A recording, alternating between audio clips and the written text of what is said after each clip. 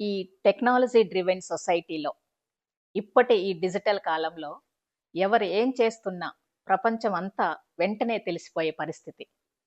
ఒకరు marriage anniversary గ్రాండ్‌గా చేస్తారు. ఇంకొకరు ట్రిప్‌కి వెళ్తారు.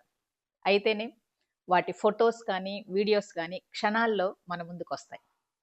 మరి ఇలా ఇతరుల లైఫ్ మొమెంట్స్ మన స్క్రీన్ మీద మెరుస్తూ చాలా మందిలో మనం చేయలేకపోతున్నామే, నేను వెళ్ళలేకపోతున్నానే, ఆ ప్లేసెస్ నేను చూడలేకపోతున్నానే, వాళ్ళలా జీవితాన్ని ఆస్వాదించలేకపోతున్నానే అని అలాంటి ఆలోచనలు, ఏదో కోల్పోతున్నాము అన్న భావనలు ఇవన్నీ కలిసి మనశ్శాంతి లేకుండా చేస్తాయి. మీరు కూడా ఇలా ఫీల్ అవుతూ ఉంటే ఈ వీడియో మీకోసమే. జేకే స్ఫూర్తితో నేను జయ. ఇంట్లో చిన్న పిల్లలున్నప్పుడు ప్లాన్ చేసిన సినిమాలు చూడలేకపోవచ్చు. అందంగా అలంకరించుకోవటం కుదరకపోవచ్చు.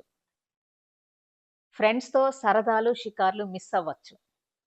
కానీ పిల్లలతో గడిపిన ఆ క్షణాలు, వైఫ్ అండ్ హస్బెండ్ ఇద్దరూ కలిసి షేర్ చేసుకొని, పనులు షేర్ చేసుకొని గడిపిన ఆ టైము, ఇది కదా ఉల్లాసం అంటే, నిజమైన ఉత్సాహం అంటే. బయట సంతోషాలు మిస్ అయినా సరే, కొన్ని చిన్న సంతోషాలు మిస్ అయినప్పుడే గొప్ప ఆనందాలొస్తాయి. ఉన్న క్షణాన్ని ఆస్వాదించి, అందులో ఆనందాన్ని వెతుక్కోవటం ప్రాక్టికల్‌గా అనుభవించిన వాళ్ళవుతారు కదా!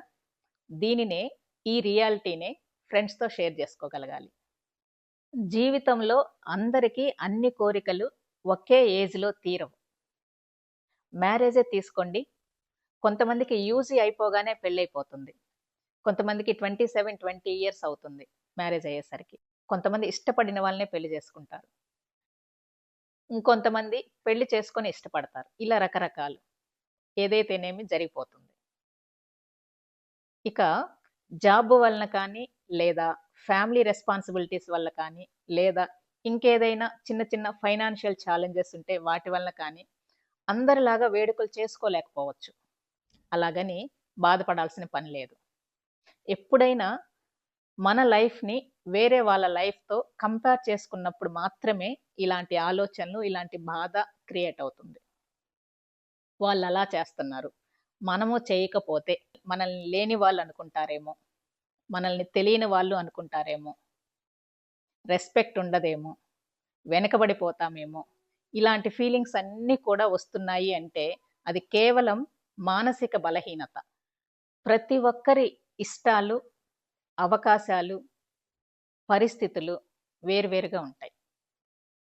సంతోషం అనేది ఎప్పుడూ కూడా బయట జరుగుతున్న వాటి మీద డిపెండ్ అవ్వదు. పరిస్థితులకి మనం ఎలా రెస్పాండ్ అవుతున్నాము, మన మనసుకి ఫేవరబుల్‌గా రెస్పాండ్ అవుతున్నామా లేదా అనేదే సంతోషం. ఇప్పుడు మీ ఫ్రెండ్ ఒక మంచి డ్రెస్ వేసుకుంది. బాగా నచ్చింది నీకు. ఆ టైంలో అరే! అలాంటి డ్రెసెస్ నాకు లేవే అనేది ఒక టైప్ ఆఫ్ రెస్పాన్స్. అలా కాకుండా ఆ నచ్చిన డ్రెస్‌ని తన దగ్గరికి వెళ్లి కాంప్లిమెంట్ ఇవ్వటం, డ్రెస్ బాగుంది అనేది. ఇది సెకండ్ టైప్ ఆఫ్ రెస్పాన్స్.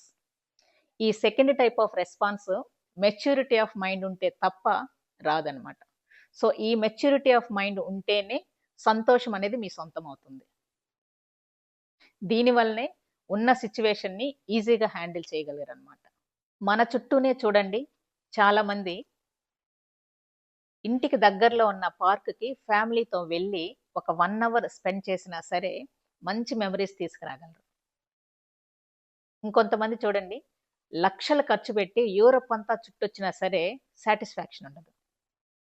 అందరూ చేసే ప్రతిదాన్ని నేను చేయలేకపోతున్నానే అన్న చిన్న భావనలోనే ఫీల్ అవుతూ ఉంటారు ఎప్పుడు. అందరికీ మంచి రోజులొస్తాయి. మంచి అవకాశాలొస్తాయి. మళ్ళీ చెప్తున్నాను, అందరికీ మంచి రోజులొస్తాయి. మంచి అవకాశాలు కూడా వస్తాయి. ఇది నిజం. ఇది నమ్మాలి. ఇది నిజం. అప్పటి వరకు నిరాశ, గందరగోళం వీటిలో మునిగిపోకుండా ధైర్యంగా ఉండగలిగితే అప్పుడే ఏది అవకాశమో, ఏది కాదో తెలుసుకోగలరు. వచ్చిన అవకాశాన్ని ఈజీగా అందుకునే కెపాసిటీ పెరుగుతుంది. ఓకే. సో ఫ్రెండ్స్, ఈ వీడియో మీకు నచ్చినట్లయితే లైక్ చేయండి, షేర్ చేయండి. అలాగే జేకే స్ఫూర్తి ఛానల్‌ని సబ్స్క్రైబ్ చేయండి. Thank you.